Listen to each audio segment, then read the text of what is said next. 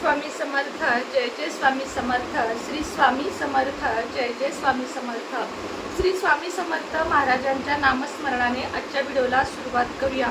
शुभ दुपार तुम्हा सगळ्यांना। कसे आहात तुम्ही सगळे? आशा व्यक्त करते स्वस्थ असाल, मस्त असाल, स्वामींच्या सेवेमध्ये रममाण असाल। आजच्या व्हिडिओमध्ये आपण अधिक मासापासून अंघोळीच्या पाण्यामध्ये म्हणजे स्नान करताना कोणत्या अशा 3 वस्तू आहेत ज्या घातल्यामुळे आपल्या आयुष्यामध्ये बरकत म्हणजे बरकत म्हणा किंवा अडचणीतनं मुक्ती म्हणा, निगेटिव्हिटी दूर होणं, आर्थिक लाभ होणं, लक्ष्मी प्राप्ती ज्याला आपण म्हणतो ती होणं, भगवंताची कृपा होणं, या सगळ्या गोष्टी होऊ शकतात असा ही रेमेडी म्हणा किंवा हा जो रिच्युअल आहे तो मी तुम्हाला आजच्या व्हिडिओमध्ये सांगणार आहे। व्हिडिओ अतिशय महत्त्वपूर्ण असतात आपले, त्यामुळे चॅनेलला लाईक करत जा, सबस्क्राईब करा आणि शेअरचं बटन म्हणजे शेअर पण करा आणि हाईप दिसत असेल तर हाईपचं बटन अवश्य दाबा, जेणेकरून आपले व्हिडिओ जास्तीत जास्त लोकांपर्यंत पोहोचतील। त्याचप्रमाणे तुमच्याकडे जे काही व्हॉट्सअप ग्रुप नंबर असतील त्यांनाही व्हिडिओ सेंड करत जावा, कारण कुठल्याही व्हिडिओमुळे कोणाचंही आयुष्य कधीही बदलू शकतं आणि सगळ्यांचं आयुष्य चांगलं व्हावं हीच माझी केवळ धडपड आहे। तर चला आजच्या व्हिडिओला सुरुवात करूया।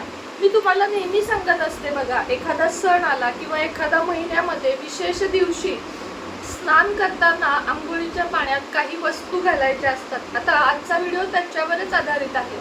सगळ्यात आधी स्नान करतानाच का हे बघूया, कारण स्नान हे आपल्याला नुसतं आपलं बाहेरचं शरीर शुद्ध नाही करत, तर आपलं मन, आपला ओरा, आपण दररोज काय करतो किंवा काय नाही हे सुद्धा आपलं स्नान ठरवते।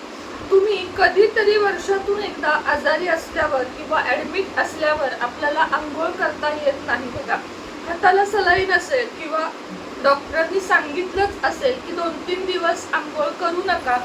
मला तर नाही आठवत आहे माझ्या बाबतीत असं ओबी झाली होती त्याच्यानंतर अजूनही आठवत नाही की असंच थांबते मी, पण होऊ शकतं हाताला सलाईन वगैरे असल्यावर किंवा शक्यतो आजारी असल्यावरच असं होतं की आंघोळ मिळतच नाही। पण त्या दिवशी तुम्हाला कसं वाटतं बघा फक्त, की दिवस आपला खूप खराब जातो, कुठलं काम होत नाही, कुठलं नवीन काम करावंसं वाटत नाही, सगळं नको नको वाटतं, असं वाटतं नको फक्त झोपून राहूया। स्वयंपाक करताना घाण वाटते, म्हणजे सकाळी तुम्ही आंघोळ करून एक दिवस स्वयंपाक करून बघा आणि आंघोळ न करता स्वयंपाक करून बघा आणि दोन्हीच्या चवीतला पण फरक बघा आणि दोन्ही अंगातली एनर्जी आपल्याला कशी पास होते ते बघा। म्हणून मी नेहमी तुम्हाला सांगत असते की स्वयंपाक हा आंघोळ झाल्यावरच करा। भले तुम्हाला गरम होत आहे किंवा तुम्ही नंतर आंघोळ म्हणजे स्वयंपाक केल्यावर तुम्हाला एकदम कसं तरी वाटत असेल तर पुन्हा शॉवर घ्या, पण एकदा सकाळी आंघोळ करूनच किचनमध्ये प्रवेश करा। कारण मला एवढंच म्हणायचंय, जरी आपण 5ला उठत असो किंवा आपण 6ला उठत असो, आंघोळीला अर्धा तास 20 मिनिटं तर आपल्याला द्यायचेच आहेत। मग ते उठल्या द्यावेत, पाणी तापवावं किंवा हल्ली तर गिझर सोलरच आहे, पटकन आंघोळ करावी आणि पुढच्या कामाला लागावं। आपलं जे मेकअप असतो किंवा आपलं आवरण असतं ते तुम्ही नंतर केलं तरीही चालेल, पण दिवसाची सुरुवात आंघोळ करूनच करा। आता बुधवार, गुरुवार आणि शुक्रवार 3 दिवसाची मी रेमेडी तुम्हाला सांगणार आहे।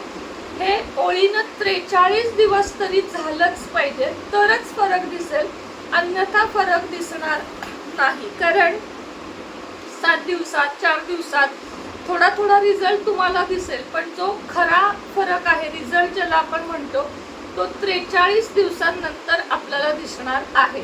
फक्त बुधवारी आपला बुध स्ट्रॉंग व्हावा, आपली बुद्धी चांगली चालावी, गुरुवार आपला गुरु स्ट्रॉंग व्हावा, गुरुग्रहावर पण बऱ्याच गोष्टी अवलंबून असतात, आणि शुक्र ग्रह स्ट्रॉंग व्हावा, म्हणून शुक्रवारी आपल्याला लक्झरियस लाईफ जर हवा असेल तर शुक्रवारी। असे 3 दिवसच आपले हे ठरवलेले आहेत, बुधवार, गुरुवार, शुक्रवार।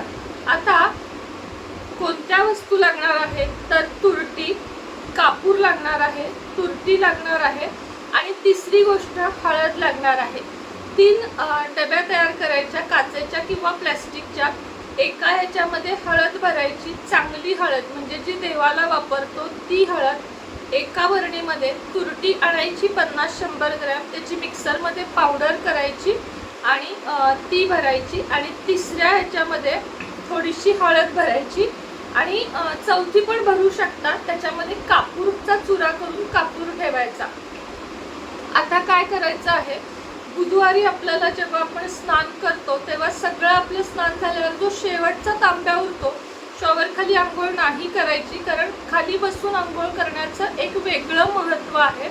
त्या विषयावर आपण डिटेलमध्ये नंतर बोलू, पण कधीही बसून तांब्या ह्यानंच शॉवर घ्यावा। त्याला शास्त्रीय कारण पण आहे। जो आपला शेवटचा तांब्या असतो ना, त्याच्यामध्ये बुधवारी लक्षात घ्या, तुरटीची पावडर घालायची आणि अंगावर घालून घ्यायचा, म्हणजे तांब्या तो। त्याच्यानंतर पुन्हा पाणी अंगावर घ्यायचं नाही, शेवटचं जे आपण टाकून देतो ते बादलीतच ठेवायचं। त्यानंतर बाथरूम साफ करायचं। कधीही लक्षात ठेवा, आपली आंघोळ झाली की वायपर फिरवून बाथरूम कोरडं करायचं। कधीही आपल्याच आंघोळीच्या पाण्यावर दुसऱ्या व्यक्तीनं आंघोळ नाही केली पाहिजे। ही एक छोटीशी काळजी नेहमी घ्या, ही एक टीप समजा तुमच्या बरकतीसाठी।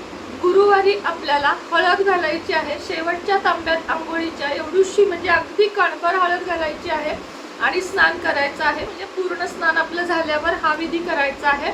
आणि शुक्रवारी तुम्हाला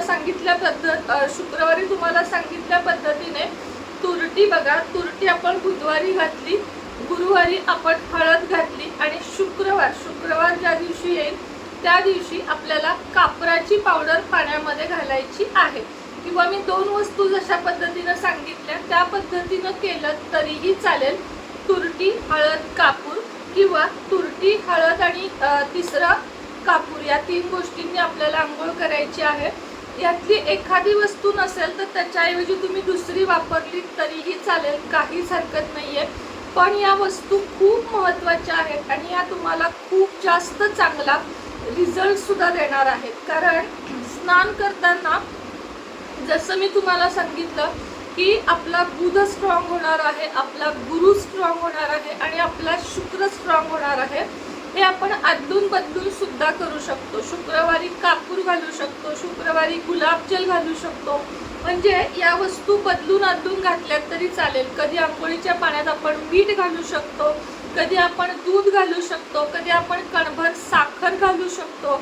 तर ह्या ज्या गोष्टी आहेत ना, या नेहमी अदलून बदलून वापरायच्या, कारण आंघोळीचं जे सुरुवात असते आपली दिवसाची ती खूप सुंदर असते आणि आपल्याला त्याच्यातून फायदा झाला पाहिजे। आणि कापूर घेताना ना भीमसेनी कापूरच घ्यायचा। पुन्हा सांगते, थोडं माझं जम्बलिंग झालं सांगताना। बुधवारी तुरटीची पावडर, गुरुवारी हळद आणि शुक्रवारी कापूरची पावडर, कापूर आणायचा भीमसेनी आणि त्याची पावडर करून 3 डब्या भरून ठेवायच्या। आणि मग हे गुलाबजल वगैरे सुद्धा मधून अधून घाला। सोमवार असेल तर दुधाचा थेंब घाला, कच्च्या दुधाचा। अशा पद्धतीने जर तुम्ही दररोजची आंघोळ केलीत, आता सोमवार राहतो, मंगळवार राहतो, सोमवारी चंद्रमा शांत व्हावा म्हणून दूध घालायचं, मंगळवारी तुम्ही गुलाबाचा अत्तर घालू शकता आणि उरतो तो शनिवार रविवार। शनिवारी तुम्ही काही न घालता आपलं रेग्युलर स्नान करा आणि रविवारी पण रेग्युलर स्नान करा। आणि काही घालावंच वाटत असेल तर गुलाब स्प्रे, म्हणजे गुलाबाचं पाणी त्यात घाला, खूपच सुंदर याचा रिझल्ट आहे। वेलचीची पावडर सुद्धा घालू शकतो किंवा अखंड वेलची उकळून पाण्यामध्ये घ्यायची आणि ते पाणी आंघोळीच्या पाण्यात मिक्स करायचं। अफलातून रिझल्ट आहेत आणि असं नाही मध्येच सोडायचं। पिरियड सुद्धा काही असेल तरी ह्याला गॅप टाकायचा नाही। बुधवार, गुरुवार, शुक्रवार, थोडा लॉंग व्हिडिओ झाला, थोडं बोलणं माझं इकडचं तिकडं झालं, त्याबद्दल माफी असावी। पण सांगताना माझा थोडासा कधीतरी होऊ शकतो, माणूस आहे मी पण, त्यामुळे राग मानू नका। पण तुमच्यासाठीचे व्हिडिओ, मला हे नवनवीन व्हिडिओ करायला, म्हणजे मी ते सगळ्यात आधी स्वतःवर रेमेडी ट्राय करते आणि मग मी तुमच्यासाठी त्या घेऊन येत असते। त्यामुळे या रेमेडी नक्की करून बघा, लक्षात घ्या। आणि दुसरी एक गोष्ट जाता जाता सांगते, आता मी समजा हा ड्रेस घातलाय, आज सोमवार आहे, हा ड्रेस मी आता घातलाय, तर संध्याकाळी बाहेर वगैरे जाईपर्यंत मला लागतो। पण रात्री आपण धुतलेले स्वच्छ कपडे, नाईट ड्रेस, गाऊन, टी शर्ट, तुम्ही जे काही यूज करता ते रात्रीचे कपडे दररोज बदलावे। झोपताना स्वच्छ कपडे, स्वच्छ बेडशीट घालूनच झोपावे। त्यावर सुद्धा आपल्या बऱ्याच गोष्टी अवलंबून असतात, ज्या मी पुढे एखाद्या व्हिडिओमध्ये तुम्हाला अवश्य सांगेन। श्री स्वामी।